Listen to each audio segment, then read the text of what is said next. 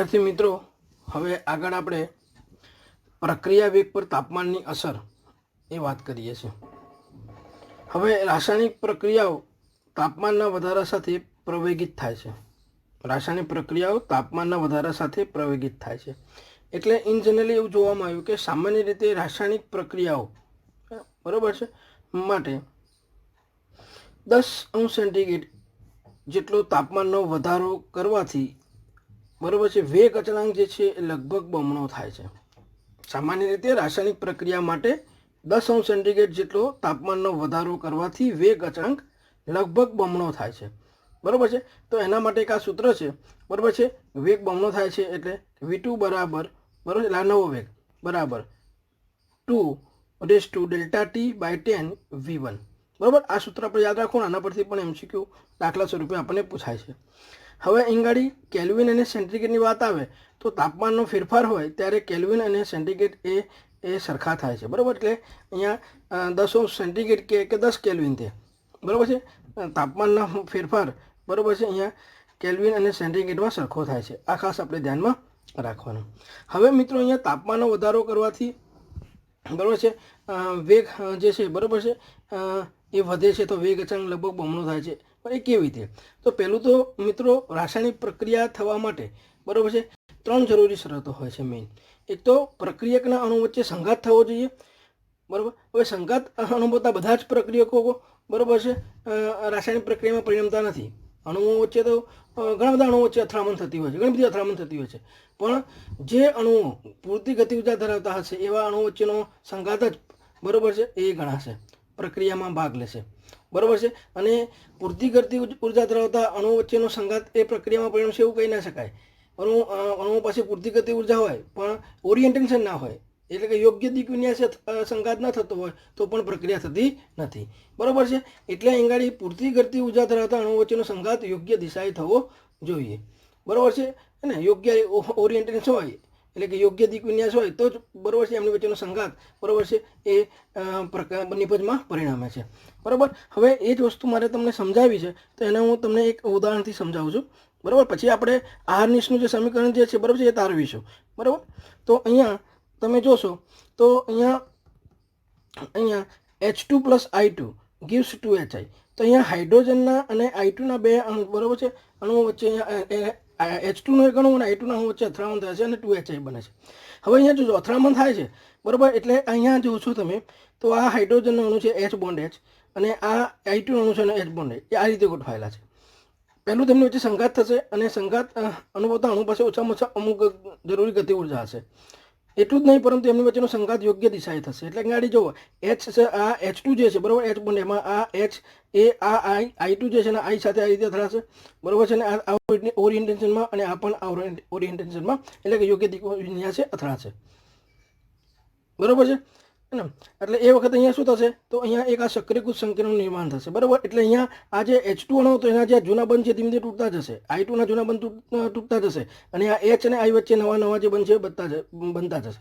એટલે અહીંયા જૂના બંધ સંપૂર્ણ તૂટતા નથી, નવા બંધ સંપૂર્ણ જતા નથી. એટલે કે અહીંયા સંક્રાંતિ અવસ્થા થઈ જેને આપણે અહીંયા સક્રિયકૃત સંકીર્ણ કહીએ છીએ. બરાબર. અને પછી આ અહીંયાથી તૂટી જશે કારણ કે આ સક્રિયકૃત સંકીર્ણ જે છે એ નિબા બંધ ધરાવે છે એટલે આંદોલન ગતિને કારણે તૂટશે અને અહીંયા આપણે નિપજ મળશે 2 આ રીતે એક HIનો અણુ અને બીજો એક HIનો અણુ બરાબર છે. આ રીતે 2HI મળશે એટલે આપણને આ રિએક્ટન્ટમાંથી આપણને શું મળ્યું? પ્રોડક્ટ. બરાબર છે. અને વચ્ચે કઈ અવસ્થા? સક્રિયકૃત સંકીર્ણ. બરાબર. એટલે આ પ્રક્રિયક જે છે રિએક્ટન્ટ એને સક્રિયકૃત સંકીર્ણ સુધી પહોંચવા માટે જે જરૂરી ન્યૂનતમ ઉર્જા જે છે જરૂરી ગતિ ઉર્જા જે છે એને આપણે શું કહીએ છીએ? Activation energy. શું કહીએ છીએ એને? Activation energy. એટલે આ એક્ટિવેશન એનર્જી ગતિથી વધુ ગતિ ઉર્જા ધરાવતા જે અણુઓ જે છે બરાબર જેમની વચ્ચેનો સંઘાત યોગ્ય દિશાએ થવાથી પ્રક્રિયા પરિણમશે એટલે કે આપણને પ્રક્રિયા બધી નિપજ મળે છે. બરાબર. એટલે આ વસ્તુ ખાસ ધ્યાનમાં રાખવાની. બરાબર છે. હવે એને હું જો તમને આલેખથી બતાવું બરાબર છે તો એ પણ અહીંયા મેં તમને બતાવેલું છે. અહીંયા તમે જોશો તેને આલેખથી પણ અહીંયા બતાવ્યું છે. બરાબર છે એને કે જો અહીંયા મેં આ સ્થિતિ ઉર્જા અહીંયા તમે જોશો સોરી આ સ્થિતિ ઉર્જા જે છે બરાબર છે આ સ્થિતિ ઉર્જા વિરુદ્ધ પ્રક્રિયા અક્ષ બરાબર સ્થિતિ ઉર્જા વિરુદ્ધ આપણે અહીંયા પ્રક્રિયા અક્ષની વાત કરી. બરાબર. પ્રક્રિયા અક્ષ એટલે પ્રક્રિયકમાંથી નિપજમાં રૂપાંતર દરમિયાન થતો ઊર્જાનો ફેરફાર. પ્રક્રિયા અક્ષ એટલે પ્રક્રિયકમાંથી નિપજમાં રૂપાંતર જ્યારે થતું હોય ત્યારે, બરાબર છે. અને એ રૂપાંતરણ દરમિયાન ઉર્જાનો ફેરફાર દર્શાવે છે, બરાબર છે. તો અહીંયા આ પ્રક્રિયકો છે એની આ સ્થિતિ ઉર્જા છે, બરાબર છે. અહીંયા માની લો કે આપણે અહીંયા લીધું, બરાબર, અને આ અહીંયા આપણને નિપજ મળે છે, બરાબર. એટલે આ નિપજની સ્થિતિ ઉર્જા પ્રક્રિયાની સ્થિતિ કરતાં ઓછી પણ હોઈ શકે અને અહીંયા વધુ પણ હોઈ શકે. અહીંયા આપણે અત્યારે ઓછી લીધી છે, બરાબર, એક્ઝોથર્મિક પ્રક્રિયા છે એટલે. તો અહીંયા આ S2 વત્તા I2 ને અહીંયાથી આ સક્રિયકૃત સંકેત સુધી પહોંચવા માટે એમની પાસે અમુક ઉર્જા છે, પણ અહીંયા આ બેરિયર ક્રોસ કરો, અહીંયા પહોંચે, બરાબર, તો પછી અહીંયા સક્રિયકૃત સંકેત બને અને એમાં આંદોલન ગતિને કારણે આ બળ નિર્બળ હોવાથી તૂટીને પછી નિપજ મળે. તો અહીંયાથી અહીંયા સુધી પહોંચવા માટે જે જરૂરી ઉર્જા છે એને શું કહેવાય છે? એક્ટિવેશન એનર્જી કહેવામાં આવે છે, બરાબર છે. જ્યારે અહીંયાથી આટલી ઉર્જા જે છે એને આપણે થ્રેશોલ્ડ એનર્જી કહીએ છીએ, બરાબર. એટલે થ્રેશોલ્ડ એનર્જી એટલે શું? તો કે અહીંયાથી આટલે સુધી, હે ને, બરાબર. માની લો કે અહીંયા આટલે સુધી પ્રક્રિયકોને પ્રક્રિયામાં ભાગ લેવા માટે જે ન્યૂનતમ ગતિ ઉર્જા આપવી પડે એ ઉર્જાને આપણે થ્રેશોલ્ડ એનર્જી કહીશું, બરાબર છે, હે ને. તો સક્રિયકરણ ઉર્જા એટલે બરાબર શું થયું? તો કે આ જે થ્રેશોલ્ડ એનર્જી છે, બરાબર છે, એમાં ત્યાં પ્રક્રિયકો પાસેની જે ઉર્જા તે બાદ કરી નાખો તો આપણે સક્રિયકરણ ઉર્જા મળે. એનો અર્થ એવો થયો કે પ્રક્રિયક પાસે સક્રિયકૃત સંકેતની રચના માટે, બરાબર, આ પ્રક્રિયક જે અહીંયા હતા, બરાબર છે, અહીંયા આપણે જોઈએ તો આ જે પ્રક્રિયકો જે છે, બરાબર છે ને, આ પ્રક્રિયકો જે છે એ પ્રક્રિયક પાસે અહીંથી સક્રિયકૃત સંકેતની રચના માટે જે ઉર્જા જરૂરી છે ઉર્જાને આપણે એક્ટિવેશન એનર્જી કહીએ છીએ, બરાબર. અહીંયા થ્રેશોલ્ડ એનર્જીની આપણને જરૂર હોતી નથી, બરાબર. તો અહીંયા એક આ વાત કરી. એના પછી આપણે અહીંયા જોઈશું તો બોલ્ટ્ઝમેન અને મેક્સવેલની વાત કરું, બરાબર છે. તો એમણે, બરાબર છે, અણુઓનો અંશ વિરુદ્ધ, હે ને, આ અણુઓનો અંશ અહીંયા આપણે જોઈએ તો આ અણુઓનો જે અંશ જે છે એ અણુઓના અંશ વિરુદ્ધ ગતિ ઉર્જા જે છે, બરાબર છે, એ ગતિ ઉર્જા અને આલેખની મદદથી એનું વર્ણન કર્યું, બરાબર છે. એટલે અહીંયા આપણે જોઈએ તો અણુઓનો અંશ, અથડામણ પામતા અણુઓનો અંશ, બરાબર. એટલે એની એટલે અહીંયા એનીનો અર્થ શું છે? બરાબર છે કે ઈ ઉર્જા ધરાવતા અણુઓની સંખ્યા અને એનટી એટલે અણુઓની કુલ સંખ્યા. એટલે બરાબર અણુઓની એવી સંખ્યા કે જે ઈ જેટલી ઉર્જા ધરાવતી હોય, બરાબર. એટલે અહીંયા તમે જોશો કે અણુઓના અંશમાં ઘણા બધા અણુઓ છે, પણ જે અણુઓ, બરાબર, ઈ જેટલી ઉર્જા ધરાવતા હશે એ જ અણુઓ વચ્ચે યોગ્ય દિશા અથડામણ થશે અને એ, બરાબર છે, અને એને કારણે પ્રક્રિયાનો વેગ વધશે. હવે તમે અહીંયા જુઓ તો આ આમ જઈએ છે તો એ ગતિ ઉર્જા વધે છે, બરાબર. અને આ જે આખો ભાગ જે છે અણુઓનો અંશ છે, બરાબર છે, એને. હવે તમે અહીંયા જોશો તો અહીંયા આખો એરિયા જે છે, બરાબર છે, એ કોન્સ્ટન્ટ હોવો જોઈએ. એટલે માનો કે 1 હોય, બરાબર છે. એટલે માનો કે 100 મોલિક્યુલ હોય તો અહીંયા અમુક, બરાબર છે, 10 મોલિક્યુલ જે છે એની ઉર્જા આટલી હશે, બરાબર. પછી બાકી બીજા 15 અણુઓ છે તેની આટલી હશે, 20 અણુઓ છે તેની આટલી હશે, બરાબર. એમ કરીને અહીંયા, બરાબર છે, બીજા 55 જે અણુઓ વધ્યા 100માંથી, બરાબર, એની ઉર્જા આટલી હશે, બરાબર છે, એને. તો આ આખો એરિયા જે છે એ, બરાબર, કોન્સ્ટન્ટ અને 1 છે, બરાબર. આ ફ્રેક્શનમાં છે. હવે અહીંયા તમે જોશો તો કે આ અણુઓનો અંશ જે છે, બરાબર છે, એ આ અહીંયા માની લો કે આ 10 એનર્જી હતી, આ 20 થઈ, આ 30, બરાબર છે, આ 25 અને આ 30 હતી. તો અણુઓનો અંશ જે છે આ 30, બરાબર છે, એ 30 ઉર્જા ધરાવે છે. એટલે કે મેક્સિમમ અણુઓ જે છે, બરાબર છે, એ આટલી ઉર્જા ધરાવે છે, 30 ઉર્જા જેટલી. પણ અહીંયા આ જે બેરિયર જે છે એની ઈ, બરાબર છે, એટલે કે અહીંયા આરની છે એવું કીધું હતું કે 50 કે 55, બરાબર છે, 50 થી 55 કિલો જૂલ, બરાબર છે, ઉર્જા હોય, એક્ટિવેશન એનર્જી હોય, બરાબર છે. એવી જ પ્રક્રિયામાં તાપમાનમાં 10 કેલ્વિન વધારો કરવામાં આવે તો વેગ બમણો થાય છે, બરાબર. એટલે અહીંયા આપણે એક્ટિવેશન એનર્જી છે અને બેરિયર આપણે 50 કિલો જૂલ રાખ્યું હોય તો અહીંયા આ જે છે, બરાબર, આ પીક એ અણુઓનો અંશ વધારે છે, એ આટલી જ ઉર્જા ધરાવે છે, બરાબર છે, બરાબર. પણ આ અમુક જ અણુઓ જે છે કે જે એ આ 50 કિલો, એટલે કે 50 જે છે કિલો જૂલ ઉર્જા કરતાં વધુ ઉર્જા ધરાવતા હશે, બરાબર છે. અને આ ભાગ આપણે બતાવ્યો છે, આ બેરિયર છે, બરાબર છે, હે ને. બધા જ અણુઓ જે છે આટલી ઉર્જા ધરાવતા નથી, બરાબર. એટલે જે અણુઓ આ બેરિયર છે એટલે એનાથી વધારે ઉર્જા ધરાવતા હશે, બરાબર છે, એમની વચ્ચેનો દિક વિન્યાસ જે છે યોગ્ય હશે, બરાબર છે, અને એને કારણે એમની વચ્ચે અથડામણ થઈને નિપજ પરિણમતી હશે, બરાબર છે. એટલે હવે અહીંયા જો તાપમાનમાં વધારો કરવામાં આવે તો આ રેત જે છે ને આમ પહોળું થશે, બરાબર છે, ને આ રીતે આમ થશે. એટલે અહીંયા શું થશે? તાપમાનમાં થોડો વધારો કરવામાં આવે તો ગતિ ઉર્જામાં વધારો થયો, એટલે અહીંયા અણુઓનો અંશ વધી ગયો, બરાબર છે. અહીંયા આ ઉપરનો ભાગ બતાવ્યો છે, બરાબર છે. એટલે આ જે T તાપમાને અણુઓનો અંશ છે અને આ જે આખો બતાવ્યો છે આપણે, બરાબર છે, આ ભાગ, અને આ જે છે T+10 તાપમાને પ્રક્રિયા કરતા અણુઓનો અંશ છે, બરાબર. એટલે અહીંયા ડબલ થઈ ગયું. એટલા માટે કહેવાય છે કે તાપમાનમાં 10 કેલ્વિન વધારો કરવામાં આવે તો અહીંયા વેગ જે છે કેવો થઈ જાય છે? બમણો થઈ જાય છે. કારણ કે અહીં અણુઓનો અંશ જે છે, બરાબર છે, એ કરતી વધુ ઉર્જા ધરાવતો જે છે બમણો થઈ ગયો, બરાબર, માટે. અને એટલે અહીંયા આપણે એવું કહી શકીએ કે જે એક્ટિવેશન એનર્જીનું જે બેરિયર જે છે એ કોના બરાબર છે, તો કે EA minus EA upon RT. એટલે અહીં ગાડી આ શું બતાવે છે, તો કે અહીંયા EA કરતાં વધારે ગતિ ઉર્જા ધરાવતા અણુનો અંશ છે, બરાબર છે, બરાબર. અને એટલે પછી આહારની છે, બરાબર છે, વિવિધ તાપમાને પ્રક્રિયા વેગનો અભ્યાસ કર્યો, બરાબર છે, અને એના પરથી એને સમીકરણ આપ્યું, બરાબર છે, કે કેમ કે આ જે E upon minus E upon RT આ જે ફ્રેક્શન જે છે, બરાબર, એટલે અણુઓનો અંશ, બરાબર છે ને, એ જો વધારે હશે, બરાબર છે, તો રેટ વધશે, અને રેટ એ ડાયરેક્ટલી પ્રોપોર્શનલ ટુ વેગ અચળાંક છે, બરાબર છે. એટલે અહીંયા આપણે અહીંયા આહારની છે વિવિધ તાપમાને પ્રક્રિયા વેગનો અભ્યાસ કરીને આ સમીકરણ આપ્યું કે ચલે છે, બરાબર છે, E અપોન RT, બરાબર છે. તો અહીંયા તમે આપણે આની સમીકરણની મેઇન વાત કરવાની છે, બરાબર. તો આ ખાસ ધ્યાન રાખવાનું, બોર્ડની એક્ઝામમાં પૂછાયું છે કે આની સમીકરણ આપી એમાં આવેલા પદોનું અર્થઘટન કરો, તો આ સમીકરણ થયું કે ચલે છે E અપોન RT, બરાબર છે એને. એટલે આ વધશે તો ઓટોમેટિક અહીંયા કે વધવાનો છે, કારણ કે સમપ્રમાણમાં છે. તો હવે અહીંયા કે શું છે, તો કે વેગ અચળાંક છે, એ શું છે, આરની અચળાંક છે, ઈ શું છે, તો સક્રિયકરણ ઉર્જા છે, આર શું છે, તો વાયુ અચળાંક છે, અને અહીંયા ટીની વાત છે, ટી શું છે, તો કે નિરપેક્ષ તાપમાન છે, બરાબર છે, એ આપણે કેલ્વિનમાં લઈએ છીએ, બરાબર છે. અને અહીંયા E અપોન RT આ ભાગ મેં તમને અહીંયા સમજાવ્યો, બરાબર. એ શું છે, EA કરતાં વધારે ગતિ ઉર્જા ધરાવતા અણુઓનો અંશ, બરાબર. આટલું બેરિયર પાર કરી જાય એ જ અણુઓ, બરાબર છે, એ અણુઓ જે છે એમના વચ્ચે અથડામણ થતી હશે, અને એ પ્રક્રિયા થતી હશે, અને નિપજ મળતી હશે, બરાબર છે. એટલે કે એમાં વેગ જે છે વધતો હશે, બરાબર છે. તો અહીંયા આ વાત કરી. એટલે આ સમીકરણની આપણે વાત આગળ લઈએ તો કે બરાબર શું થશે, કે તો કે A into E upon RT, જ્યાં એ શું છે, તો કે આરની અચળાંક છે, બરાબર. તો આરની છે વિવિધ તાપમાને પ્રક્રિયા વેગનો અભ્યાસ કર્યો અને નીચે પ્રમાણે સમીકરણ આપ્યું કે ચલે છે E અપોન RT. એના પરથી લખી શકાય કે બરાબર A into E upon RT, જ્યાં કે વેગ અચળાંક છે, એ આરની અચળાંક છે, એ સક્રિયકરણ ઉર્જા છે, આર વાયુ અચળાંક છે, તે નિરપેક્ષ તાપમાન છે, અને આખો આ ભાગ છે શું છે, કે જે EA કરતાં વધારે ગતિ ઉર્જા ધરાવતા અણુનો અંશ છે.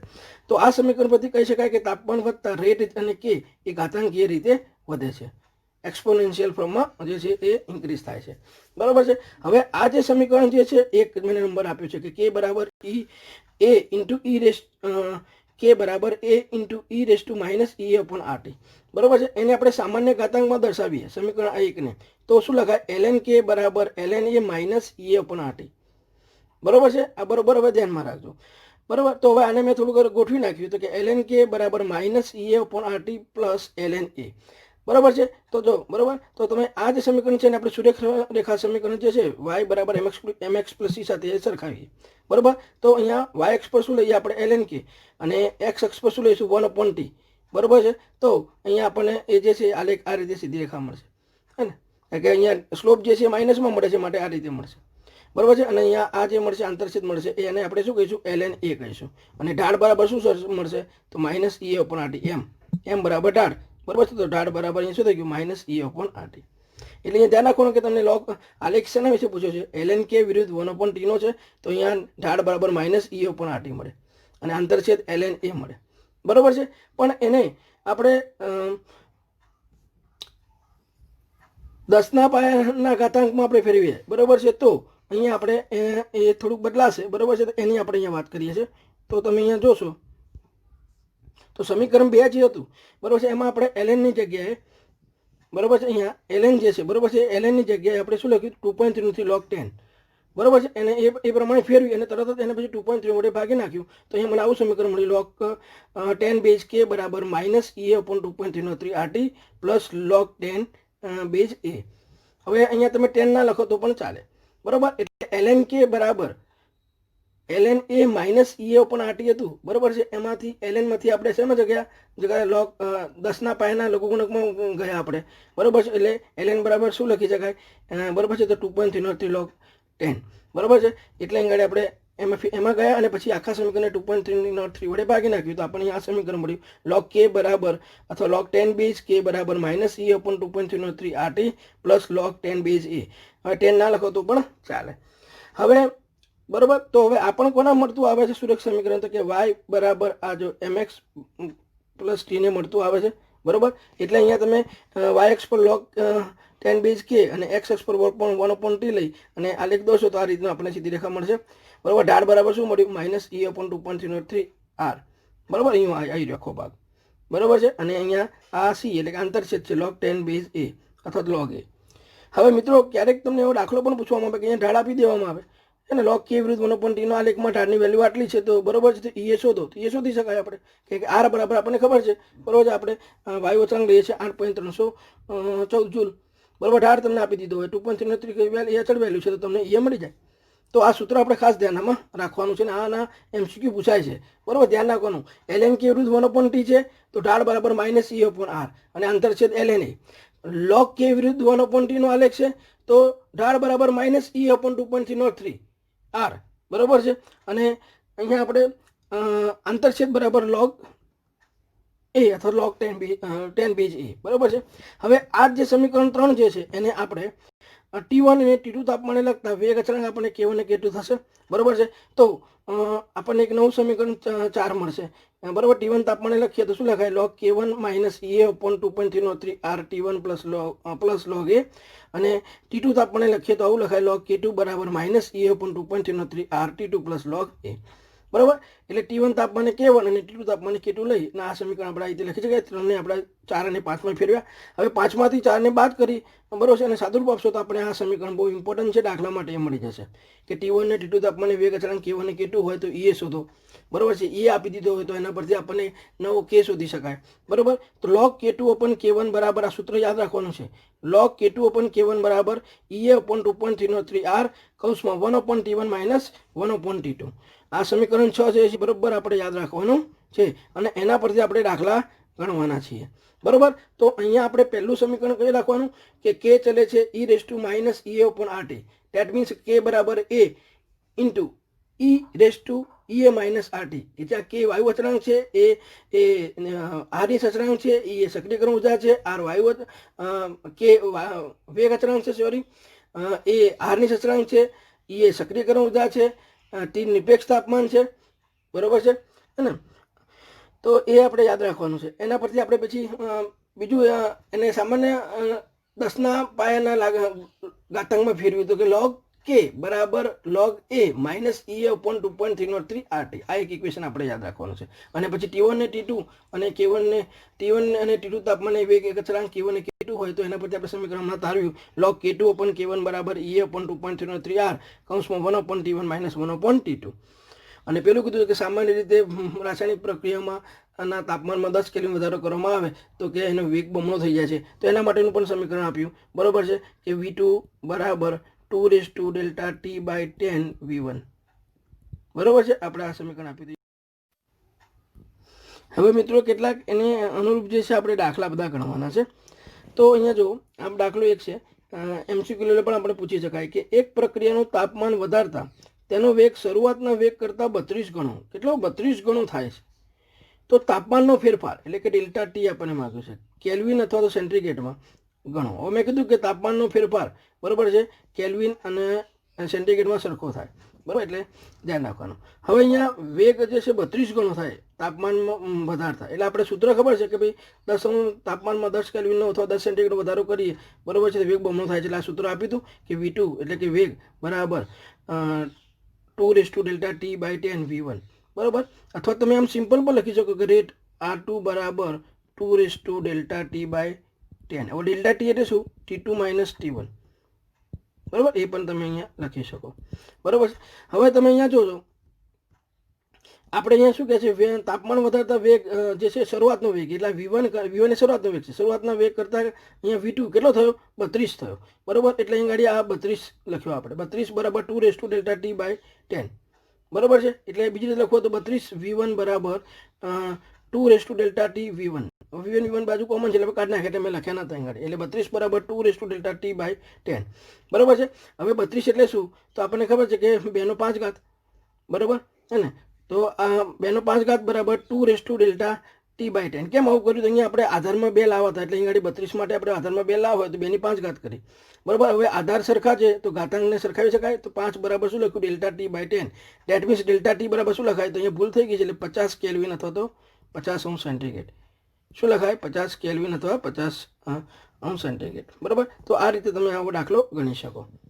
એના પછી બીજો છે પ્રક્રિયાનું તાપમાન 10 અંશ સેન્ટીગ્રેડ વધારતા વેગ લગભગ બમણો થાય છે. આ વાક્ય છે. હવે જો પ્રક્રિયાનું તાપમાન 10 અંશ સેન્ટીગ્રેડથી 90 સેન્ટીગ્રેડ કરવામાં આવે તો પ્રક્રિયા વેગ કેટલા ગણો વધે? આવો MCQ ઘણી વખત પૂછાઈ ગયો છે નીટમાં, JEE, બરાબર, અથવા તો પહેલાં AIEEE જે લેવાતી પરીક્ષા એમાં. તો કે નવો વેગ જે છે, બરાબર, એ બરાબર શરૂઆતના વેગ કરતાં હે ને અહીંયા બમણો થાય છે ને, એટલે કે વેગ બરાબર 2⁻Δt/10. તમે 10 કેલ્વિનનો વધારો કરો તો આ સૂત્ર મૂકી દીધું. હવે અહીંયા કહે છે કે 10 થી 90 અંશ સેન્ટીગ્રેડ કરવામાં આવે તો પ્રક્રિયા વેગ કેટલો થશે, બરાબર. એટલે અહીંયા ડેલ્ટા ટી માટે મેં તમને કીધું હતું T2 - T1 લેવાનું, બરાબર છે. એટલે અહીંયા શું લખ્યું? વેગ બરાબર 2⁻90 - 10 ભાગ્યા 10, બરાબર. એટલે અહીંયા 2⁻80/10 એટલે કે 2:8 મળ્યું. 2:8 એટલે તેને અમે શું થાય? એ 256 ગણો થાય, બરાબર છે. 2 × 2 × 2 × 8 કરશો તો 256 ગણો થાય, બરાબર. એટલે અહીંયા 10 થી 90 સેન્ટીગ્રેડ કરવામાં આવ્યો, બરાબર છે. તો વેગ કેટલો થયો? 256 ગણો. 10 કેલ્વિનનો વધારો કરવામાં આવે તો 2 ગણો, તો 10 થી 90 સેન્ટીગ્રેડ કરવામાં આવે તો કેટલો થયો? 256 ગણો, બરાબર. તો આ રીતે આવાના MCQ લેવલે આવા દાખલા પૂછાય છે, બરાબર. એ ખાસ આપણે ધ્યાનમાં રાખવાના.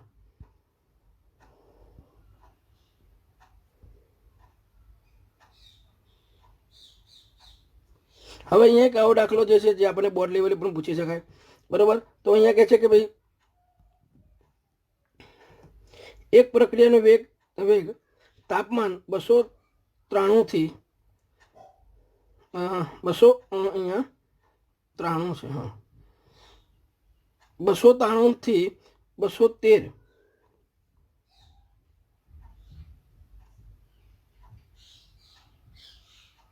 વધારતા 4 ગણો થાય છે, બરાબર છે. અહીંયા એક પ્રક્રિયાનો વેગ તાપમાન 293 થી 213 કરતાં વધારતા 4 ગણો થાય છે. પ્રક્રિયાની EA ગણો. શું ગણવાનું છે? પ્રક્રિયાની EA. હવે પ્રક્રિયાની તમારે અહીંયા EA ગણવાની છે, બરાબર. અહીંયા તાપમાન બદલાતું નથી એવું કીધું. તો આપણને આગળનું સમીકરણ ખબર છે કે log K2/K1 બરાબર EA/2.303R કૌંસમાં 1/T1 - 1/T2, બરાબર છે, હે ને. હવે અહીંયા તમે જોજો આપણને અહીંયા શું કીધું છે, બરાબર, ધ્યાન રાખજો. ધારો કે આપણે એવું કર્યું કે T1 એટલે કે અહીંયા 298 લખાયું છે ભૂલમાંથી, પણ તમારે 93 સમજવાનું.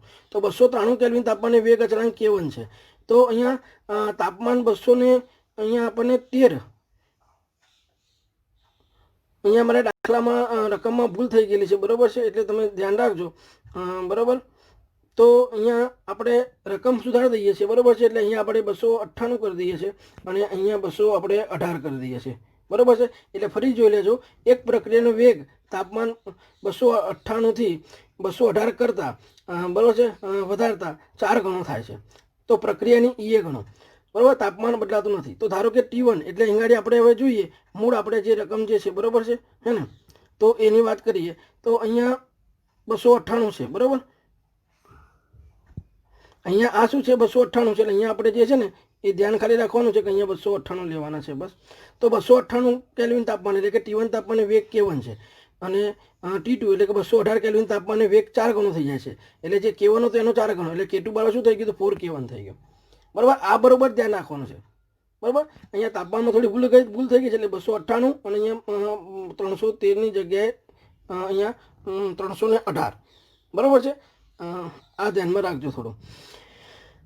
તો 298 કેલ્વિન તાપમાને K1 હોય તો અહીંયા 318 કેલ્વિન તાપમાને 4 ગણો એટલે કે 4K1 થાય. K2 બરાબર 4K1 થાય, બરાબર. હવે અહીંયા આ જે સમીકરણ છે એમાં આપણે મૂકી દીધું, બરાબર છે, ને. તમે અહીંયા જો log અહીંયા શું મૂકી દીધું? K2 ની જગ્યાએ આ K2 છે જગ્યાએ 4K1 મૂકી દીધા અહીંયા પરથી ભાગ્યા K1, બરાબર છે. તો EA/2.303 8.314 અને પછી અહીંયા શું કર્યું? આ T2 -T1/T1 × T2 આ સમીકરણ સાદું ફેરવી દીધું, બરાબર છે. આ K1 ગયા એટલે log 41 EA/2.303 આરની વેલ્યુ મૂકી દીધી 8.314, બરાબર છે. અહીંયા આપણે આરની વેલ્યુ મૂકી દીધી અહીંયા 318 - 398, હે ને. આ 318 T2 અને આ 398 T1 અને આ બંનેનો ગુણાકાર, બરાબર છે.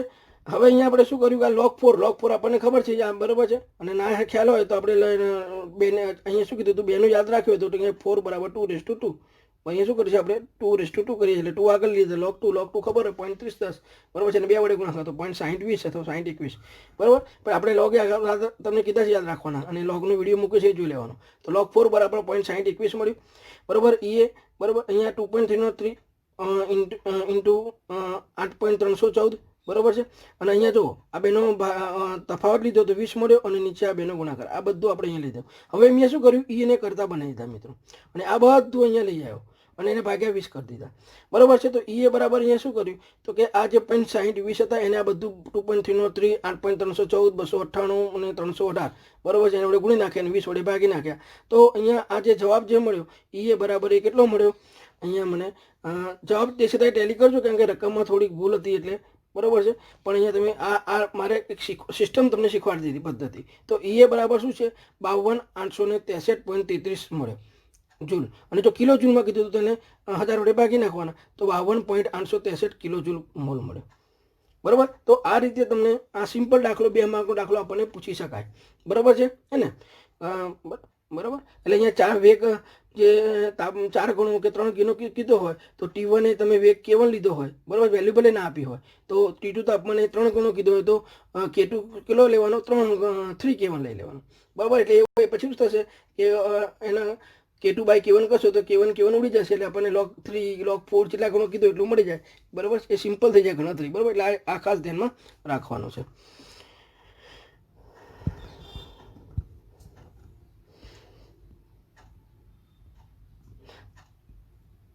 એના પછી એક આ બીજો દાખલો છે મિત્રો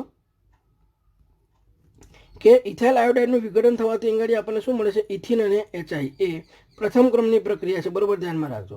હવે 600 કેલ્વિન તાપમાને વેગ અચળાંક K 1.60 એટલે કે 1.60 ગુણ્યા 10⁻⁵ સેકન્ડ ઇન્વર્સ છે. એટલે આપણે K આપી દીધો છે બરાબર છે. હવે તેની સક્રિયકરણ ઉર્જા E આપી છે 209 કિલો જૂલ છે. એટલે આપણે એને જૂલમાં ફેરવીએ તો અંગાડી આપણને 209 ગુણ્યા 10⁻³ થશે બરાબર છે.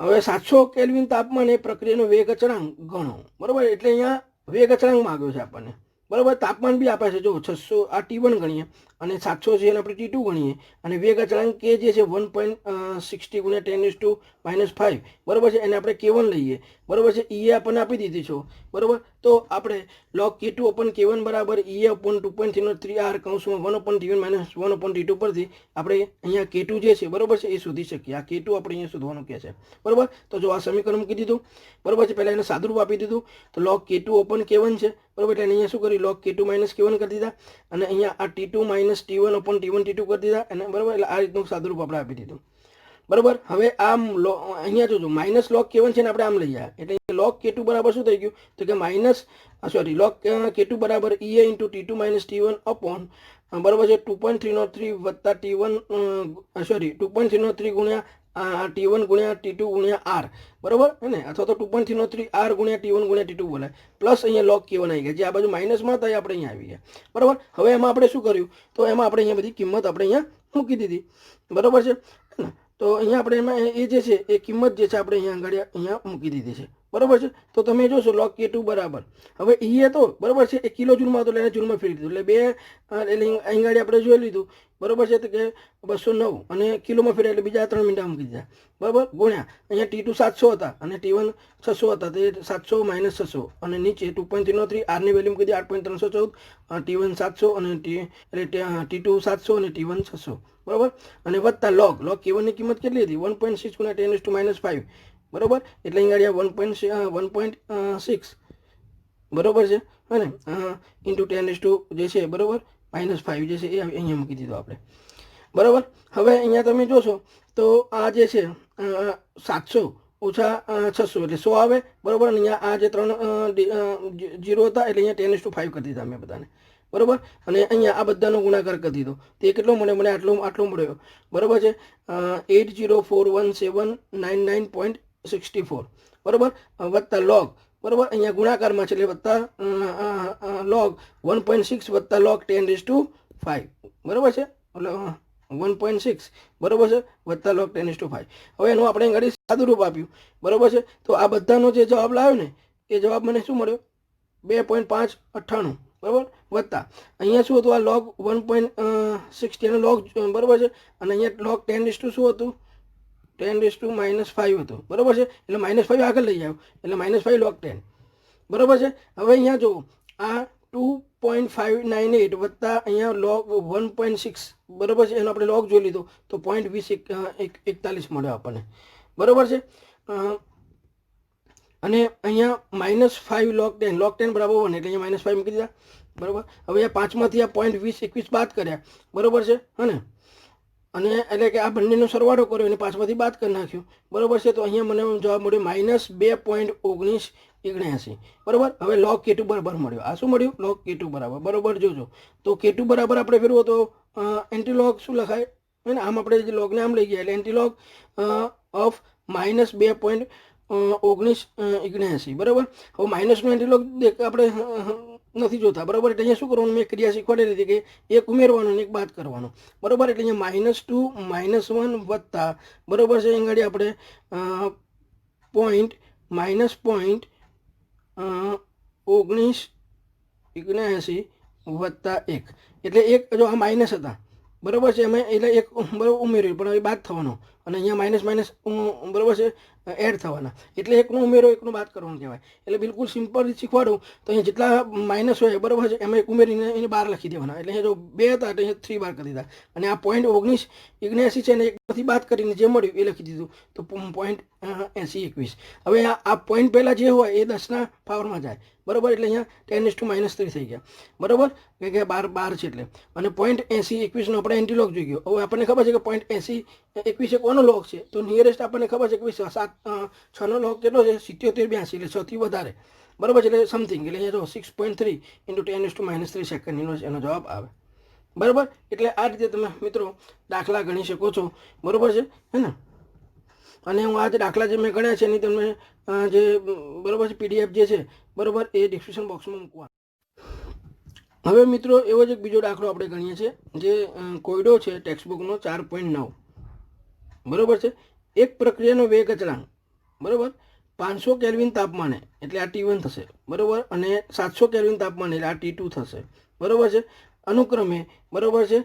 એટલે આ K1 થયો 0.02 સેકન્ડ ઇન્વર્સ અને આ K2 થયો 0.07 સેકન્ડ ઇન્વર્સ છે. તો આપણે E અને A ના મૂલ્યો શોધવાના છે. એક પ્રક્રિયાનો વેગ અચળાંક 500 કેલ્વિન તાપમાને અને 700 કેલ્વિન તાપમાને અનુક્રમે 0.02 સેકન્ડ ઇન્વર્સ અને 0.07 સેકન્ડ ઇન્વર્સ છે. તો E અને A ના મૂલ્યો શોધો. E એટલે એક્ટિવેશન એનર્જી અને A એટલે આરએસ અચળાંક, બરાબર. તો પહેલાં તો આપણે E શોધી નાખવાનું, બરાબર, કારણ કે આપણને જુદા જુદા T1 અને T2 તાપમાને વેગ અચળાંક K1 અને K2 આપેલા છે. તો આ સમીકરણ છે કે log K2/K1 બરાબર E upon 2.03R કૌંસમાં 1/T1 - 1/T2, બરાબર. એના પરથી તમે અહીં પહેલું શું કામ કરશો, E શોધી નાખશો. શું શોધી નાખશો, E, બરાબર છે. તો અહીંયા આપણે શું કર્યું, બરાબર છે, તો પહેલાં સાદુરૂપ આપી દીધું, આ T2 - T1/T1 T2 કરી દીધું, આ રીતે ફેરવી દીધું, બરાબર છે. હવે અહીંયા K1 અને K2ની કિંમત હતી, બરાબર છે, મૂકી દીધું. K2 કેટલા છે તો 0.07 અને K1 કેટલા છે 0.02, બરાબર. E એના ઈયર વધે, E આપણે શોધવાના છે, એટલે 2.03 આની વેલ્યુ મૂકી દીધી 8.314, અને T1 અને T2ની વાત કરીએ, બરાબર, તો T2 700 છે અને T1 500 છે, બરાબર છે. તો આપણે અહીંયા મૂકી દીધા 700 - 500 ભાગ્યા 700 × 500, બરાબર. હવે તમે અહીંયા બરાબર જોજો કે આ શું છે 0.07 અને અહીંયા 0.02, એટલે કે 7/2 કહેવાય. એટલે મેં અહીંયા શું કર્યું, log 7 - log 2 કરી નાખ્યા, બરાબર છે.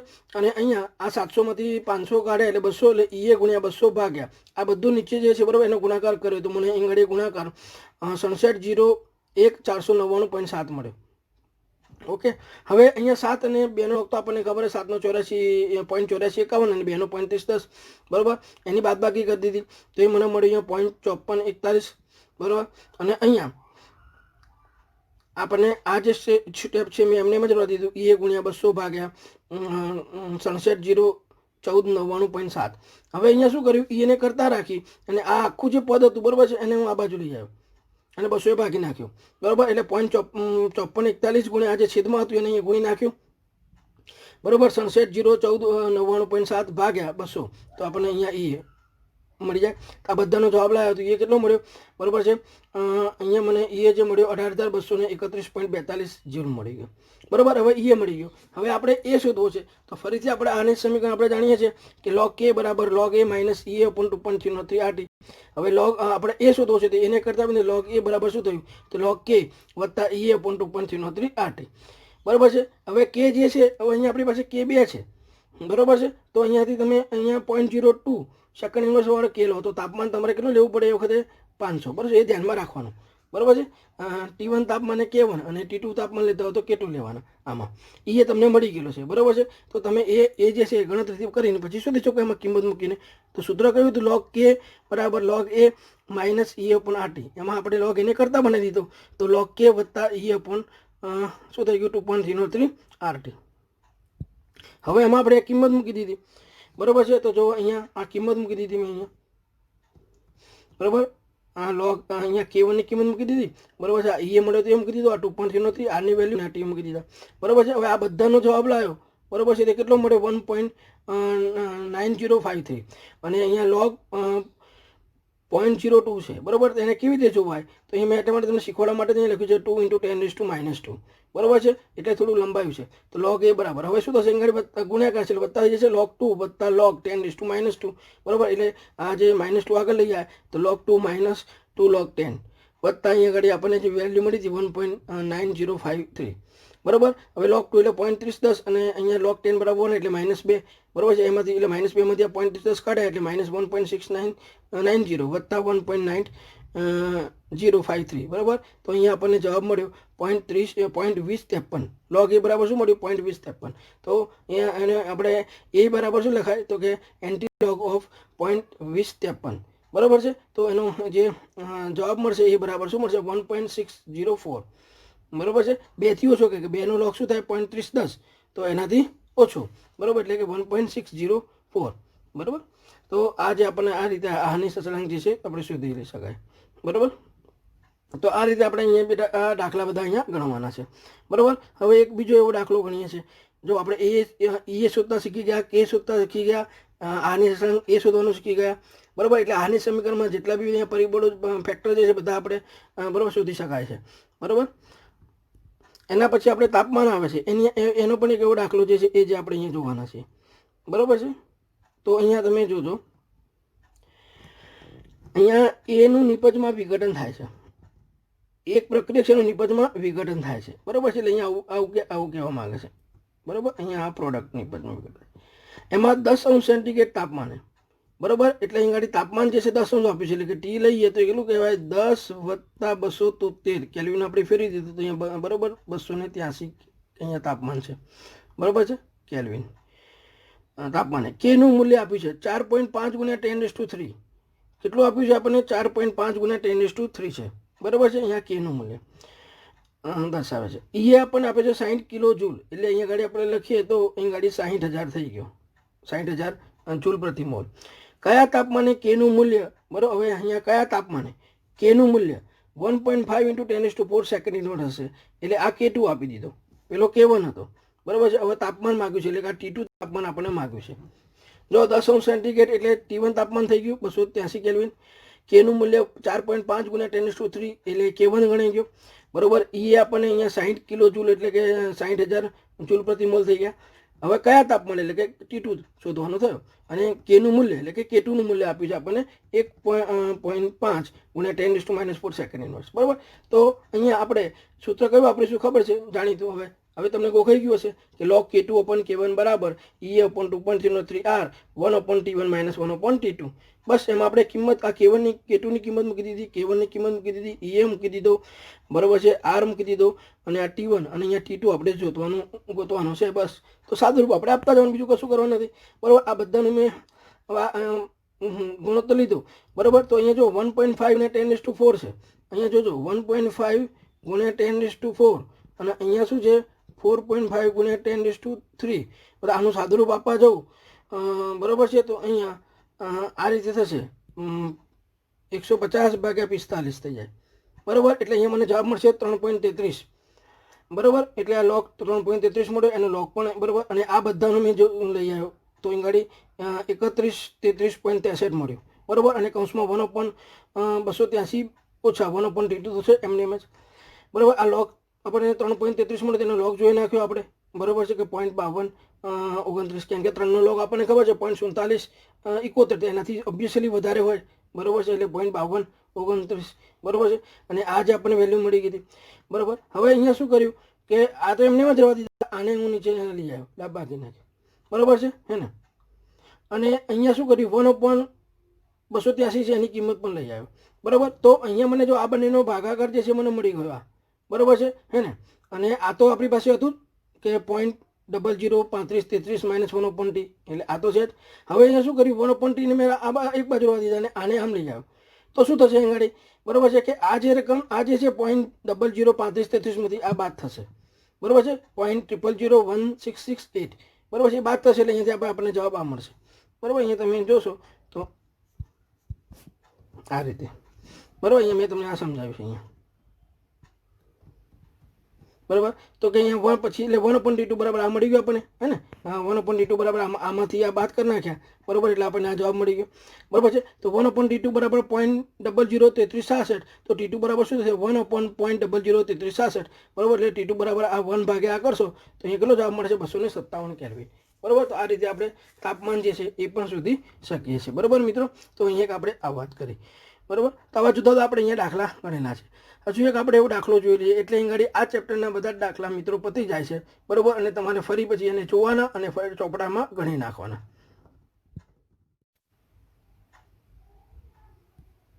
મિત્રો આ એક હવે દાખલો જે છે બરાબર થોડો લાંબો છે, પણ તમે એને ધીરજ રાખી અને શાંતિથી ગણવાનો. આવો ક્યારેક આપણને 4 માર્કમાં દાખલો પૂછી શકાય. દાખલામાં કશું જ નથી. બરાબર છે, બરાબર, એ ખાસ ધ્યાનમાં રાખવાનું. તો અહીંયા શું કહે છે, બરાબર ધ્યાન રાખો. બરાબર, 298 કેલ્વિન તાપમાને પ્રથમ ક્રમની પ્રક્રિયાને 10% પૂર્ણ થવાનો જરૂરી સમય, બરાબર, એ 308 કેલ્વિન તાપમાને તે જ પ્રક્રિયાને, બરાબર, 25% પૂર્ણ થવા માટે લાગતો સમય જેટલો જ છે. એટલે અહીંયા 298 કેલ્વિન તાપમાને 10% પ્રક્રિયા પૂર્ણ થવા માટેનો જરૂરી સમય, અને 308 કેલ્વિન તાપમાને એ જ પ્રક્રિયાને 25% પૂર્ણ થવા માટે લાગતો સમય કેવો છે, સરખો છે. બરાબર, અને હવે અહીંયા કહે છે કે જો એનું મૂલ્ય 4 × 10⁻10 હોય, સેકન્ડ ઇન્વર્સ હોય, તો બરાબર છે 318 કેલ્વિન તાપમાને, એટલે નવું તાપમાન આપ્યું, તાપમાને, બરાબર છે, નવું તાપમાન આપ્યું. એટલે અહીંયા આપણે કે અને એ શોધવાનું છે. બરાબર છે, તો પહેલું તો આપણે અહીંયા બરાબર છે કે શોધવો હોય, બરાબર છે, તો અહીંયા આપણે એ પહેલો શોધવો પડે. નવા તાપમાને કે શોધવું હોય તો એ આપણે જાણતા હોય છે ઉપર રકમ પરથી, તો પહેલાં એ આપણે શોધવાનો પ્રયત્ન કરવાનો. તો અહીંયા શું કહે છે રકમમાં કે 298 કેલ્વિન તાપમાન એટલે કે T1 તાપમાને 10% પ્રક્રિયા પૂર્ણ થાય છે. બરાબર છે, તો એ વખતે એનો K1 શું હશે, બરાબર છે.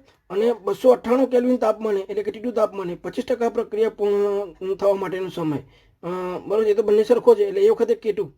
બરાબર, તો એ વખતે K1 અને K2 જે છે આપણે શોધવાના છે.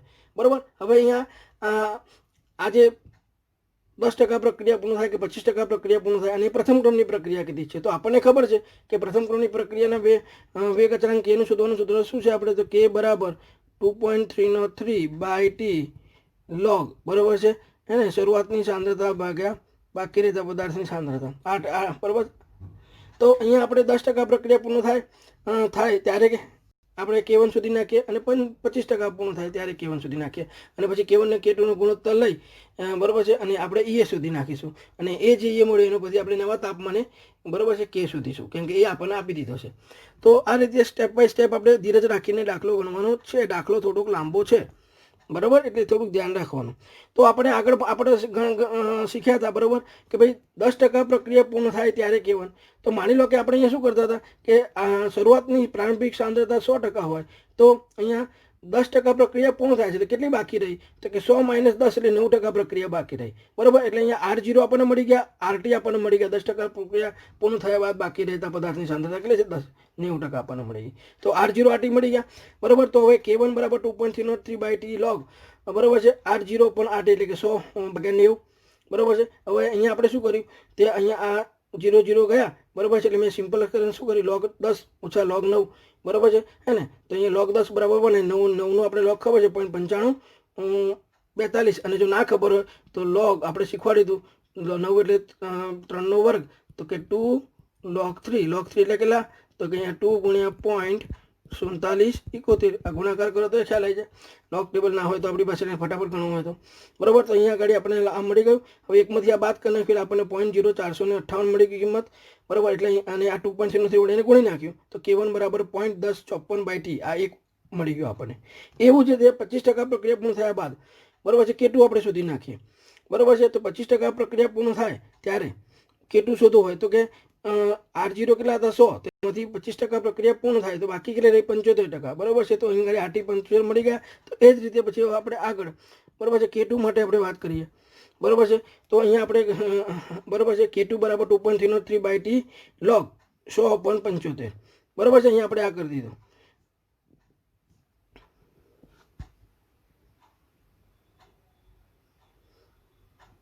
તો અહીંયા આપણે તમે જોશો કે 75 100 ભાગે 75 એટલે 4/3 કહેવાય બરાબર. એટલે log 4 માઇનસ log 3 કરી દીધું.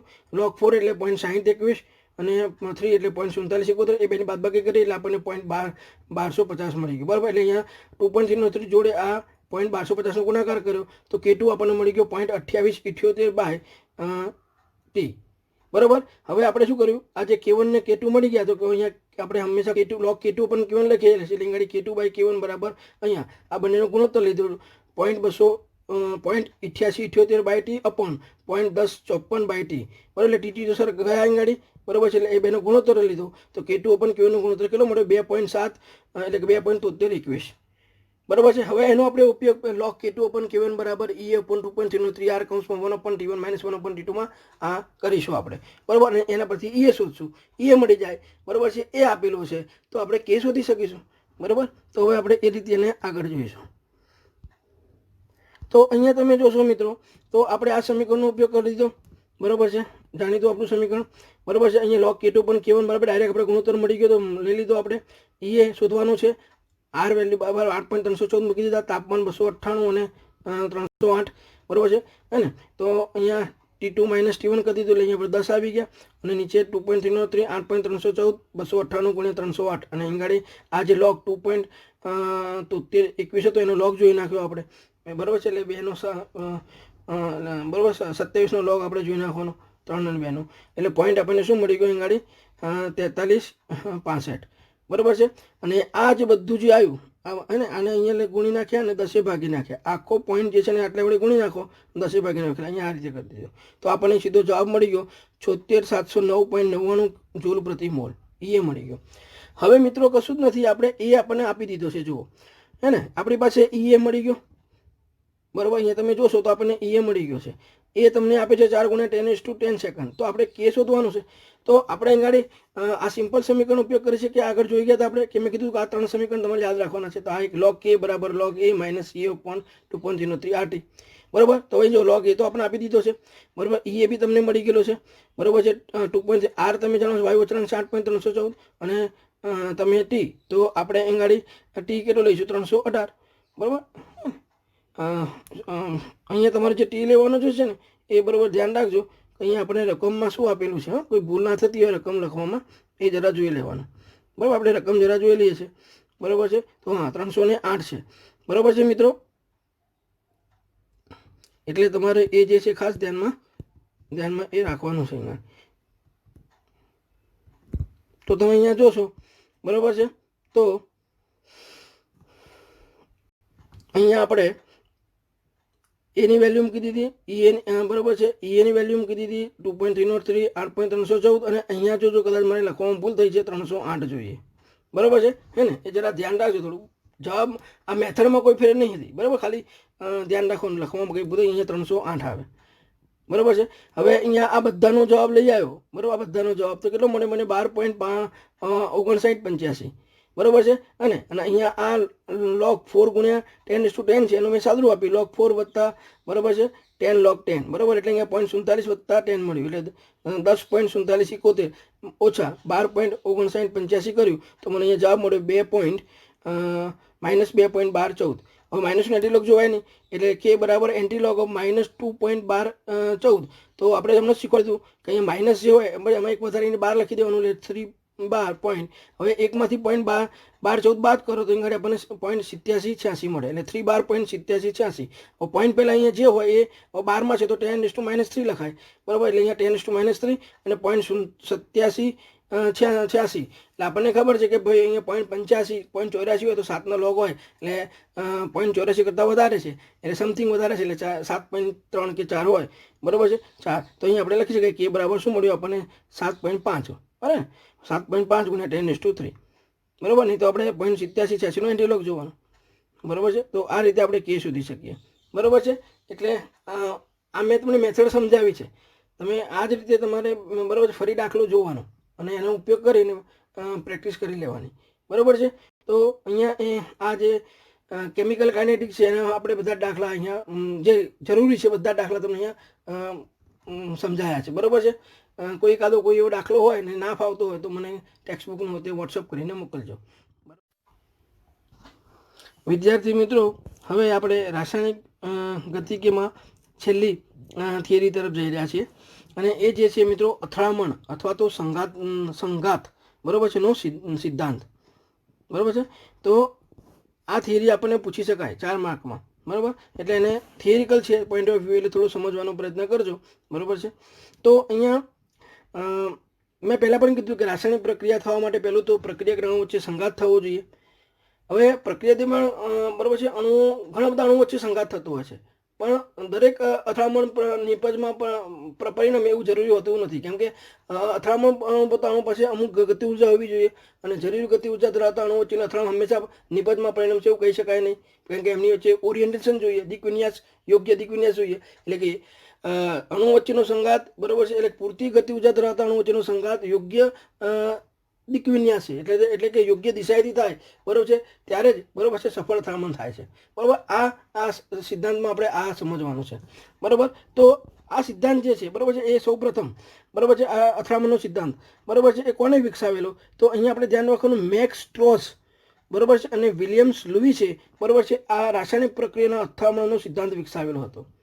હવે એમણે શું કર્યું હતું બરાબર છે, તો કે આ સિદ્ધાંત એ વાયુઓની ગતિ ઉર્જા પર આધારિત છે. આ બરાબર ધ્યાન રાખજો, વાયુરૂપણોની વાત આવે છે, વાયુઓની ગતિ ઉર્જા પર આધારિત છે, બરાબર. આ સિદ્ધાંત પ્રમાણે એમ ધારવામાં આવે છે કે અણુઓ જે છે ને સખત ગોળાઓ છે. શું છે? અણુઓ બરાબર છે સખત ગોળાઓ છે, બરાબર છે. એમણે બંધારણની વાત નથી કરી, એમણે કીધું કે અણુઓ સખત ગોળા છે, જે એમની પાસેથી મર્યાદા થઈ હતી, બરાબર. એટલે અણુઓ જે છે સખત ગોળાઓ છે, અને બરાબર છે પ્રક્રિયા ત્યારે જ પામે છે એટલે કે અણુઓ સખત ગોળા છે ને એ પ્રક્રિયા ત્યારે જ પામે છે કે જ્યારે અણુઓ એકબીજા સાથે અથડાય. મેં કીધું ને પ્રક્રિયા થવા માટે પહેલાં અણુઓ વચ્ચે અથડામણ થવી જરૂરી છે, એટલે અણુઓ સખત ગોળાઓ છે અને તે પ્રક્રિયા ત્યારે જ પામે છે કે જ્યારે અણુઓ એકબીજા સાથે અથડાય છે, બરાબર છે. હવે અથડામણ અણુઓ તો ઘણા બધા અથડાતા હોય પ્રતિ સેકન્ડે, પણ બધી જ અથડામણ એ નિપજમાં પરિણમતી નથી, બરાબર. એટલે અહીંયા એક વાત બીજી આવી કે ભાઈ રાસાયણિક પ્રક્રિયામાં પ્રતિ સેકન્ડે જુઓ પ્રતિ એકમ કદમાં, બરાબર. રાસાયણિક પ્રક્રિયામાં પ્રતિ સેકન્ડે પ્રતિ એકમ કદમાં થતી અથડામણની સંખ્યાને શું કહેવામાં આવે છે? અથડામણ આવૃત્તિ, જેને ઝેડ વડે દર્શાવવામાં આવે છે. રાસાયણિક પ્રક્રિયામાં પ્રતિ સેકન્ડે પ્રતિ એકમ કદમાં થતી અથડામણની સંખ્યાને અથડામણ આવૃત્તિ ઝેડ કહે છે, બરાબર. હવે અહીંયા જો કોઈ એક અણુ હોય તો કે અથડામણ થાય નહીં, એટલે એક અણુની પ્રક્રિયા, બરાબર. તો અહીંયા આપણે કઈ વાત કરીએ છીએ એટલે અહીંયા આ સિદ્ધાંત સમજાવવા માટે એને શું ધાર્યું કે ધારો કે એક દ્વિઆણિક પ્રક્રિયા લીધી, બરાબર છે. એને અહીંયા A + B, બરાબર. એ અણુ છે ને બીજો અણુ છે, એટલે આ બે અણુ થાય, બરાબર છે, અલગ અલગ. એટલે A + B, બરાબર. અહીં ગીવ નિપજ, બરાબર. એટલે આવી દ્વિઆણિક પ્રક્રિયા લીધી. તો આવી પ્રક્રિયાનો વેગ જે છે બરાબર એક નિયમ નીચે પ્રમાણે, અને આવી પ્રક્રિયાનો વેગ એને નીચે પ્રમાણે આપ્યો, બરાબર છે કે વેગ બરાબર ZAB × e⁻ બરાબર. આ સમીકરણ આપણે યાદ રાખવાનું છે કે વેગ બરાબર ZAB × e⁻ હવે એ તો આપણને ખબર છે, R ખબર છે, T ખબર છે, બરાબર છે. ZAB શું છે? બરાબર. તો એ પ્રક્રિયકો જે છે અંગાડી A અને B, બરાબર છે, એની અથડામણ ફ્રીક્વન્સી એટલે કે એની અથડામણ આવૃત્તિ છે, બરાબર છે. એ એની અથડામણ આવૃત્તિ છે, બરાબર છે. હવે અહીંયા આ જે અણુઓ જે છે A અને B એ જેમ બરાબર એમાં જેમની ઉર્જા સક્રિયકરણ ઉર્જા જેટલી કે તેથી વધુ હશે, બરાબર છે, એ જ આ અથડામણ પ્રક્રિયામાં ભાગ લેશે. એટલે એમની વચ્ચે યોગ્ય દિશાએથી અણુઓ અથડાશે, બરાબર છે. મેં આગળ પણ તમને વાત કરી હતી. બરાબર. હવે આ જે સમીકરણ જે છે એને આપણે આની સમીકરણ છે કે બરાબર a into e raise to minus e upon RT સાથે સરખાવીએ તો આ ઝેડ એ બી આપણને કોના જોડે મળતો આવે છે એ બરાબર એ સાથે, બરાબર. તેને સરખાવીએ તો આની સચરાંક એ ઝેડ એ બી સાથે સંબંધ ધરાવે છે, બરાબર છે, એવું આપણે કહી શકીએ. હવે અહીંયા આગળ આપણે વાત કરીએ છીએ, બરાબર.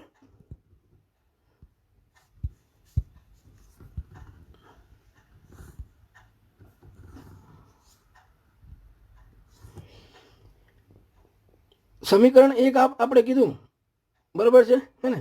આ જે સમીકરણ આપણે એક આપ્યું કે વેગ બરાબર ઝેડ એ બી બરાબર છે into A minus e raise to minus e upon RT બરાબર છે એ.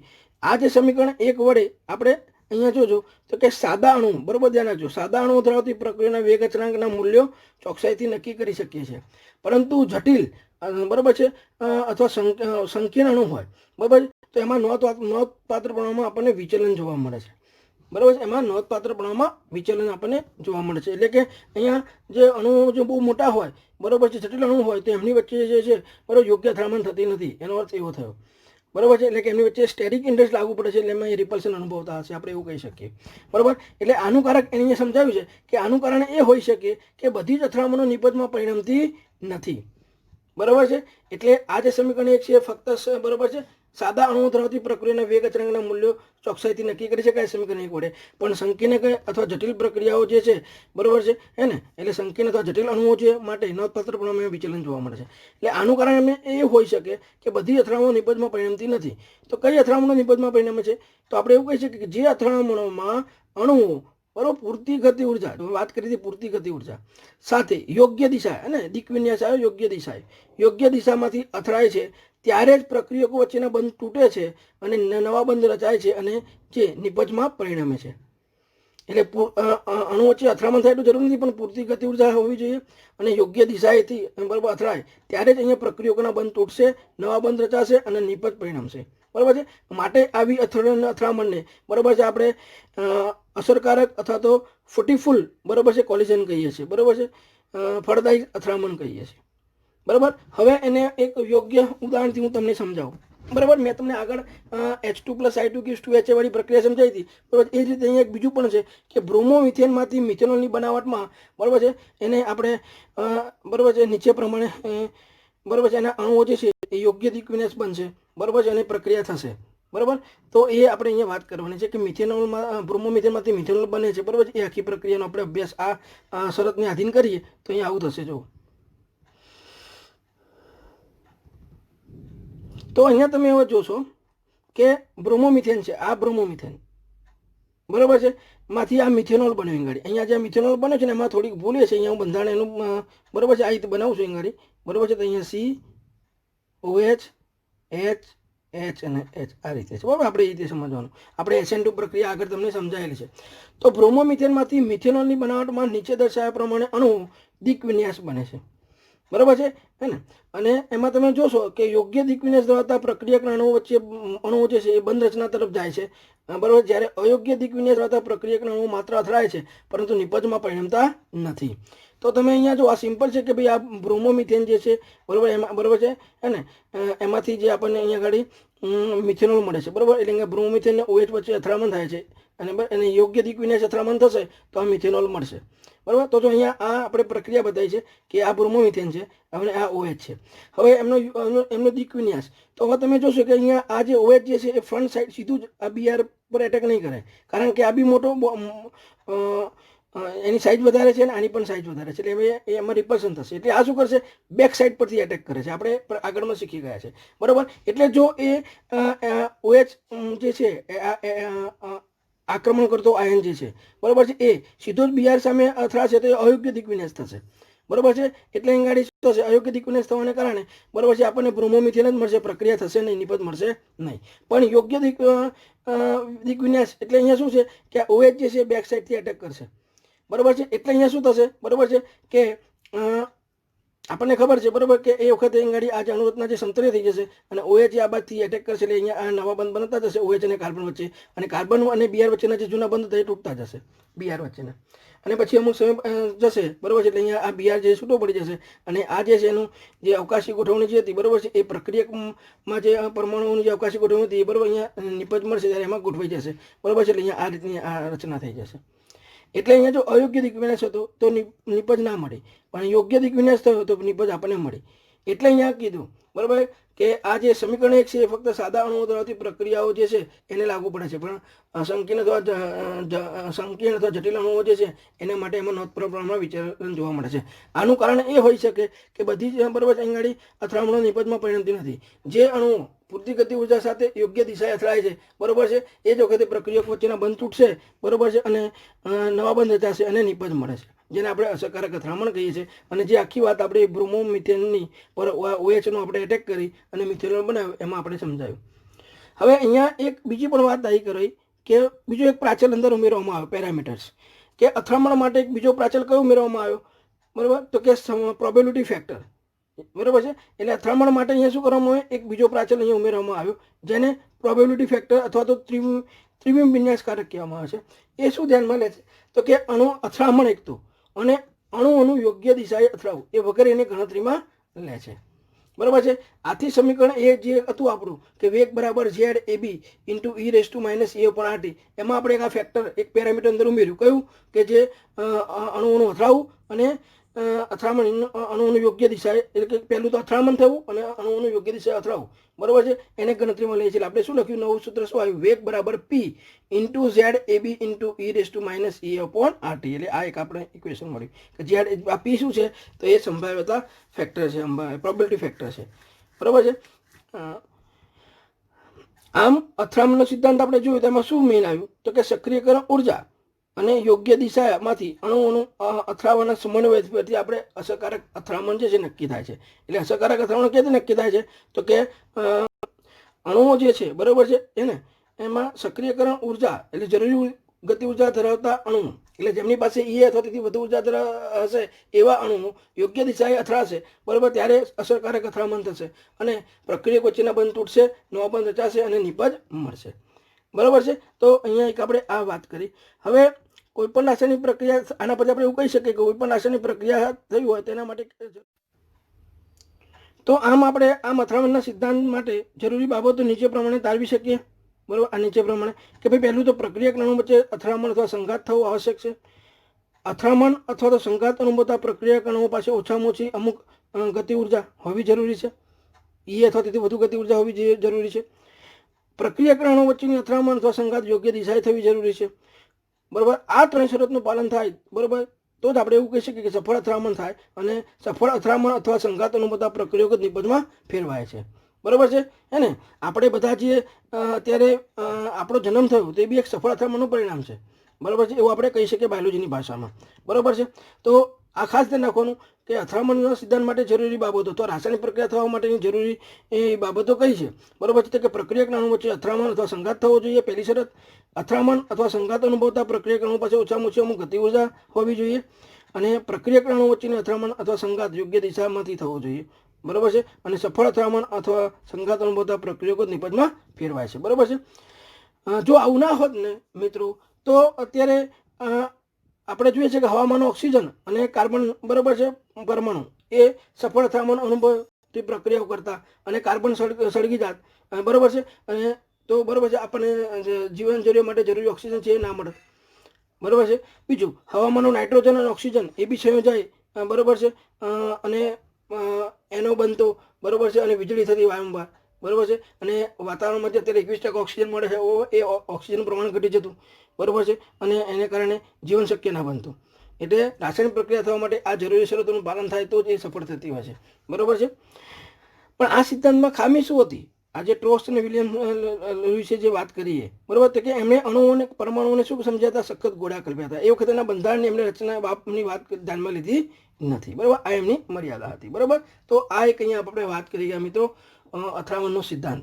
આ થિયરિકલ પોઈન્ટ છે, આપણને 4 માર્કની થિયરીમાં પૂછી શકાય બરાબર. એટલે અહીંયા આપણે આ લાસ્ટ પોઈન્ટ તો આપણે એ અહીંયા વાત કરી ગયા બરાબર છે. તો અહીંયા એક આપણે આ જે વાત હતી બરાબર છે અહીંયા કરી. હવે એક બીજી એક એક્સ્ટ્રા જે વાત આવે છે જેમ ખાસ કરીને જીરબલી કે નીટમાં એને લગતા પ્રશ્નો આવે તો એને થોડીક અહીં સમજાવવાનો પ્રયત્ન કરું છું.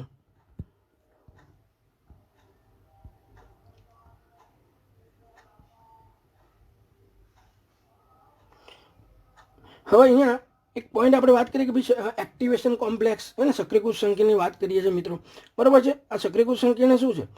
તો અહીંયા સક્રિયકૃત સંકેત એટલે જ્યારે ફળદાયી સંઘાત અનુભવતા બે અણુઓ, દાખલા તરીકે અહીંયા હું લઉં તો A2 અને B2, બરાબર છે, એમની વચ્ચેનું અંતર ઘટતું જાય, બરાબર. એમ શું થાય, એમની સ્થિતિ ઉર્જા શું થાય, વધતી જાય, બરાબર છે. અને આવા બે અણુઓ વચ્ચે સંઘાત થતા તેઓ એકબીજા જોડાઈને અતિ અલ્પજીવી અણુ રચના ઉત્પન્ન કરે, બરાબર છે, કે જે મહત્તમ સ્થિતિ ઉર્જા ધરાવતા હોય છે, બરાબર છે. અને તો આ મહત્તમ સ્થિતિ ઉર્જા ધરાવતા હોય છે. તો આવી અતિ અલ્પજીવી અણુને આપણે શું કહીએ છીએ? સક્રિયકૃત સંકેત કહીએ છીએ, બરાબર છે. એટલે હવે તમે અહીંયા જોશો આ જે સક્રિયકૃત સંકેત બને તો એ બધા નિબળ બંધ આવે છે, એટલે આંદોલન ગતિને કારણે તૂટશે એટલે આપણને નિપજ મળશે, બરાબર છે. હવે જો આપણે અહીંયા પ્રક્રિયા થાય છે એટલે નિપજ જો મળતી હોય તો આ જે નિપજના અણુઓ જે છે, બરાબર છે, એની સ્થિતિ ઉર્જા આ પ્રક્રિયકોની સ્થિતિ ઉર્જા કરતાં વધારે હોય, બરાબર છે, હે ને. અહીંયા જો સક્રિયકૃત સંકેત બને, બરાબર છે, એટલે ભાઈ નિબળ બંધ ધરાવે છે, બરાબર છે, એટલે આંદોલન ગતિને કારણે તૂટશે, બરાબર છે, અને નિપજ બનશે. હવે જો નિપજ બનતી હોય તો એના માટે બે શરતો. જો નિપજની ન્યૂનતમ સ્થિતિ ઉર્જા પ્રક્રિયકોની સ્થિતિ ઉર્જા કરતાં વધારે હશે, બરાબર છે, તો પ્રક્રિયા કઈ થશે? ઉષ્મા શોષક. અને જો નિપજની ન્યૂનતમ સ્થિતિ ઉર્જા એ પ્રક્રિયકોની સ્થિતિ ઉર્જા કરતાં ઓછી હશે, જો માઇનસમાં આવે અહીંયા, બરાબર, તો પ્રક્રિયા કઈ હશે? ઉષ્મા ક્ષેપક, બરાબર. હવે પ્રતિવર્તી પ્રક્રિયા માટે જોઈએ તો કે એન્થાલ્પી ફેરફાર ડેલ્ટા એચ બરાબર શું લખી શકાય? તો જો આ આપણે લઈએ તો આ પુરોગામી પ્રક્રિયા છે, અને અહીંયા A2AB માંથી જ્યારે A2 + B2 બને તો એ પ્રતિગામી પ્રક્રિયા થઈ, બરાબર. તો પુરોગામી પ્રક્રિયાની સક્રિય ઉર્જા E અને પ્રતિગામી પ્રક્રિયાની સક્રિય ઉર્જા આપણે આમથી જઈએ 2AB માંથી A2 + B2, બરાબર છે, તો એ ER કહેવાય, બરાબર. તો ડેલ્ટા એચ બરાબર શું બોલી શકાય પ્રતિવર્તી પ્રક્રિયા માટે? તો કે પુરોગામી પ્રક્રિયાની સક્રિય ઉર્જા ઓછા પ્રતિગામી પ્રક્રિયાની સક્રિયકરણ ઉર્જા, બરાબર છે, હે ને. પુરોગામી પ્રક્રિયાની સક્રિય ઉર્જા અને પ્રતિગામી પ્રક્રિયાની સક્રિય ઉર્જાનો તફાવત એટલે ડેલ્ટા એચ છે. હવે તમે અહીંયા જુઓ છો કે જો અહીંયા આ જે પ્રક્રિયા જે છે, બરાબર છે, એમાં તમે જુઓ આ A2 + B2 gives 2AB વાળી પ્રક્રિયા છે, આ પહેલો આલેખ. તો તમે અહીંયા જોશો EA જે છે આ ER કરતાં વધારે છે, એટલે જે પ્રક્રિયાનો આપણે વાત કરીએ કે EA = ER હશે તો એનો તમે ડેલ્ટા એચ જો આ જે ડેલ્ટા એચ જે મળે આ તફાવત એ કેવો છે? પોઝિટિવ મળે છે. તો ડેલ્ટા એચ પોઝિટિવ મળે તો એ કઈ પ્રક્રિયા કહેવાય? ઉષ્મા શોષક, બરાબર છે. અને તમે આ પ્રક્રિયા જોશો, બરાબર, તો અહીંયા તમે જોશો, બરાબર છે, હે ને. તો અહીંયા EA જે છે એના કરતાં ER વધારે છે, બરાબર. એટલે જે પ્રક્રિયામાં EA = ER હશે, બરાબર છે, તો એનો ડેલ્ટા એચ જે કેવો મળશે? આપણને ઋણ મળશે, બરાબર છે. માટે કઈ પ્રક્રિયા કરશે? ઉષ્મા ક્ષેપક, બરાબર. તો આમ આપણે ઉષ્મા શોષક માટે પ્રક્રિયા માટે વાત કરીએ તો એનો ડેલ્ટા એચ કેવો હોય? પોઝિટિવ, બરાબર છે, હે ને. અને ઉષ્મા ક્ષેપક પ્રક્રિયા માટે વાત કરીએ તો એનો ડેલ્ટા એચ કેવો છે? નેગેટિવ. એટલે જો EA = ER હોય તો અહીંયા ડેલ્ટા એચ પોઝિટિવ મળે છે, માટે ઉષ્મા શોષક પ્રક્રિયા છે. અને EA > ER હશે એટલે કે ડેલ્ટા એચ નેગેટિવ હશે તો એ પ્રક્રિયા કઈ હશે? ઉષ્મા ક્ષેપક હશે, બરાબર. તો આને પરથી પણ આપણને દાખલો પૂછી શકાય છે, બરાબર, આપણે, બરાબર. તો એ આ વસ્તુ ખાસ ધ્યાનમાં રાખવાની, બરાબર છે. તો આ રીતે આખું ચેપ્ટર જે છે મેં તમને સમજાવવાનો પ્રયત્ન કર્યો છે. એકમ કસોટી છે, બરાબર. 26 તારીખથી આપણે શરૂ થાય છે, બરાબર છે, અને આપણે 30 તારીખ સુધી એના આ પેપર લખી ચોપડામાં અને સબમિટ કરાવવાનું છે સ્કૂલમાં, બરાબર છે. તો બરાબર છે, અહીંયા ત્રીજું અને ચોથું ચેપ્ટર જે છે એમાં એક્ઝામ્પલ છે, બંને ચેપ્ટર મેં તમને ચલાવ્યા છે, તેને તમારે વિડીયો જે છે બધા જોઈ લેવાના, બરાબર છે, અને એકમ કસોટી આપવાની, બરાબર. All the best.